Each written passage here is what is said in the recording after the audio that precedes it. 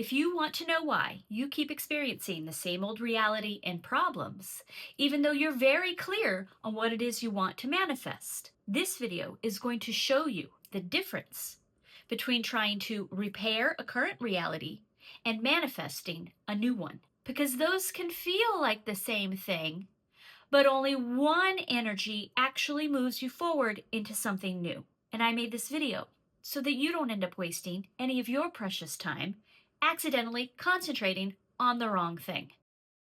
Hi, my name is Allison, and I am here to help you create the life you desire to experience. And if at any time this video resonates, I would so greatly appreciate a like, subscribe, or hype. So let's start here with the subtle difference that can show you why your efforts to manifest a new reality have kept you tied to the old one. So let's imagine two groups of political activists in the community, and they're petitioning the government, and their focus, their topic of concern, is homelessness. Now, one group over here, they have a petition, and they go out amongst the people and they say, sign our petition to get the government to end homelessness.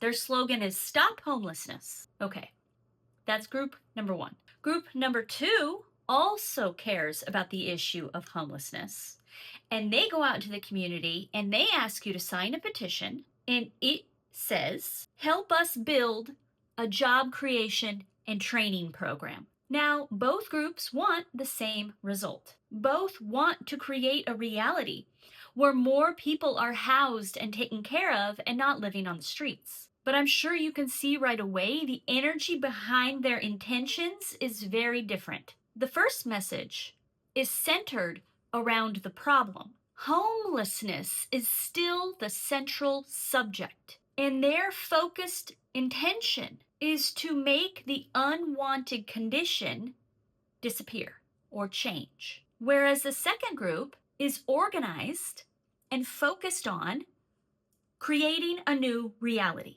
The topic isn't even homelessness per se, it's about job creation. They're focused on what they want to create new. Now, this may seem like a very small difference in wording, but it actually reflects a completely different focus of attention. One is attempting to solve an old reality, and one is attempting to create a new one. And this is where so many people get confused in their own lives, because we assume that wanting a problem to end automatically means we're focused on the reality we want to see instead. But those are not the same thing. You can see this distinction very clearly when someone you care about has a problem. Maybe your friend is constantly upset and coming to you about her boyfriend. He's unreliable, emotionally unavailable. She spends hours explaining to you how unhappy she is in this relationship. So you put on your good friend hat and you say, okay, let's solve this. Let's establish some boundaries. See if he'll go to therapy. Maybe you should consider leaving him. She's unhappy in her current reality, so we're going to offer her options to create a new one. But we know how that goes. Ultimately, most of the time, they don't take our advice, do they? The same thing happens with health. Your parents get a high cholesterol diagnosis. We offer up health advice, but they just keep going on and on about the symptoms and the doctor's appointment and talking about it. The distinction we need to understand here and give a little grace to, these people, they're not focused on creating a new reality. They are consumed by finding relief for what exists. Our friend simply wants the boyfriend to stop treating her badly. Our parents just want the doctor to say they're fine. We may be wanting financial pressures to ease, our kids to listen, our family to simply see us for who we are, our current rent to just be less expensive. Most people's desires start out as a want for current reality to be less painful. And there's nothing wrong with that. There is nothing wrong with simply wanting some relief. But wanting relief from an old reality does not automatically mean we will get a new one. When the problem is still the center of the conversation, it is still the center of our identity.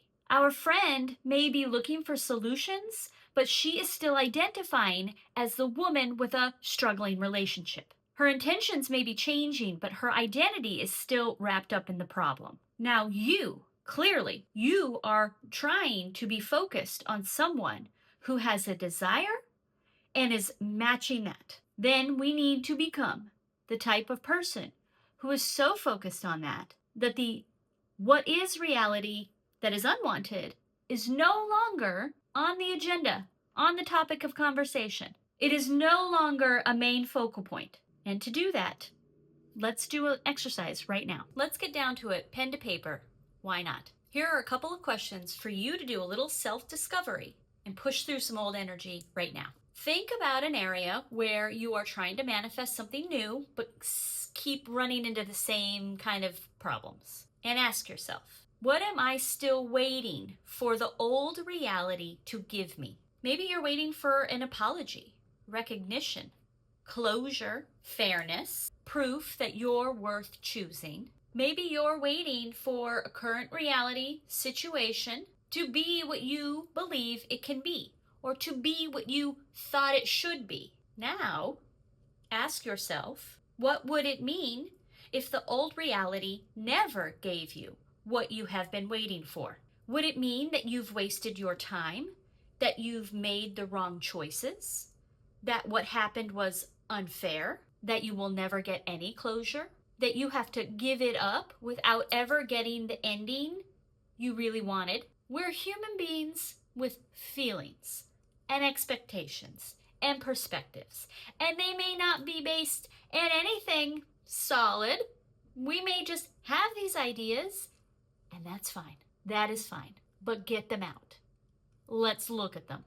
Is this really an idea I am going to continue to carry around and allow it to prevent me from moving on to bigger and better things? And finally ask, can I let this go now? Can I release the need for the old reality to change or to validate me? Because it's easy for us to focus on what we want next. That's the fun part. But people rarely ask themselves, are they willing to give up seeing the end of a story and walking away from it? Your first act of reality creation may not be to decide what you want. It may be in releasing the old reality from being in charge of supplying it.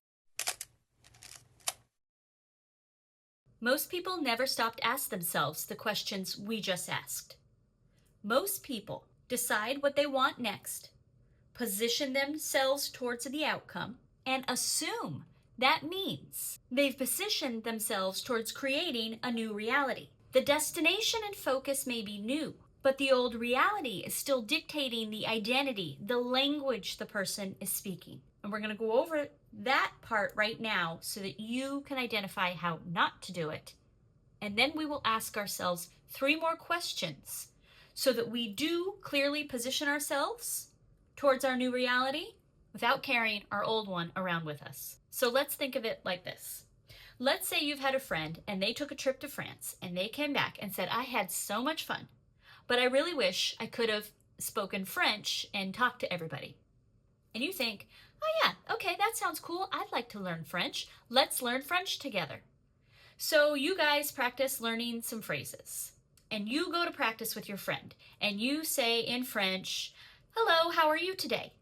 And your friend responds, I am well, thank you, how are you? Except she answers in English. And you say, we're practicing French here. And she says, yeah, I just spoke in French. No, those were English words. And your friend is totally confused. She very much believes she just spoke French. Now what is going on? See, in her mind, she intended to speak French. She knew this was supposed to be a French conversation. She wanted very badly to speak French to you. So to her, it feels like she did. But from the outside, the distinction is very clear. Wanting to speak a new language, intending to speak a new language, is not the same thing as actually verbalizing and experiencing it.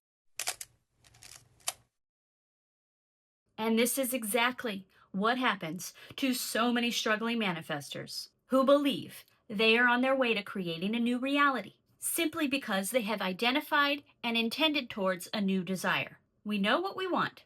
We intend, we visualize, we journal, we affirm.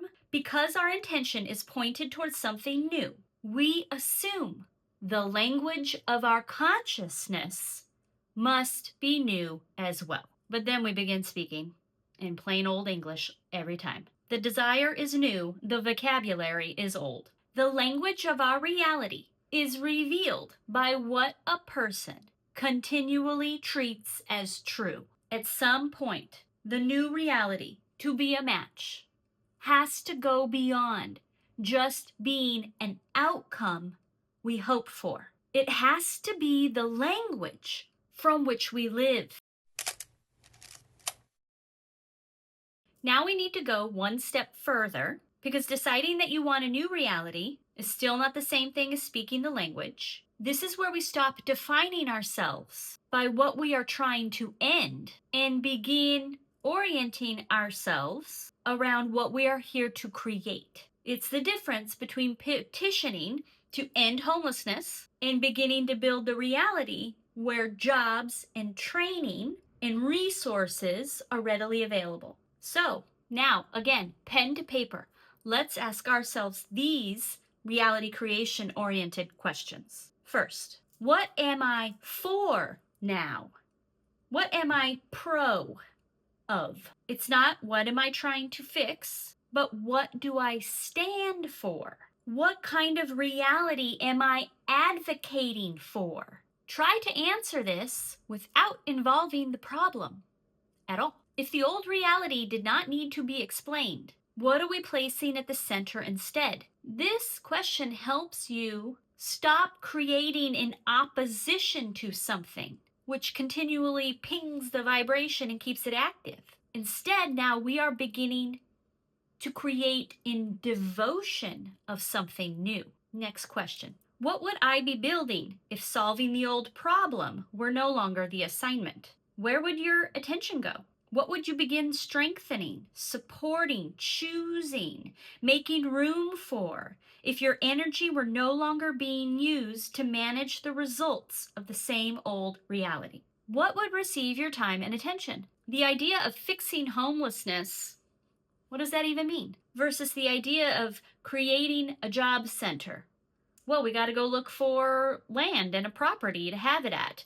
Find people who are trained at training people. Find local businesses who would want to hire people. There's all kinds of stuff to focus on there. What comes after the vision is set? What do we build on to create a lively, vibrational, energetic vision? That's question number 2.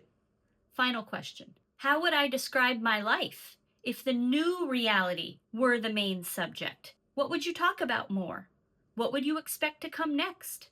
What possibilities would we like to see start manifesting for us now? Are we describing a new life? Or are we describing a life in which the old wound has been healed? When the new reality becomes the main subject, your language and ideas begin to focus on growing, being inspired, synchronicities. You begin to get tuned into what is really available when you start looking for it and not just fixing the same old. This is the difference between saying we want to learn French and actually speaking it. At the beginning of this video, we said that fixing your old reality versus creating a new one can look almost identical. But now we know the difference is pretty huge. One energy tries to make the old reality change, and another allows us to walk into something bigger and better. And if you want to continue to work on shifting your identity, I have many other videos to help you with that. And I genuinely hope that this video was helpful, and I look forward to bringing you more. Thank you.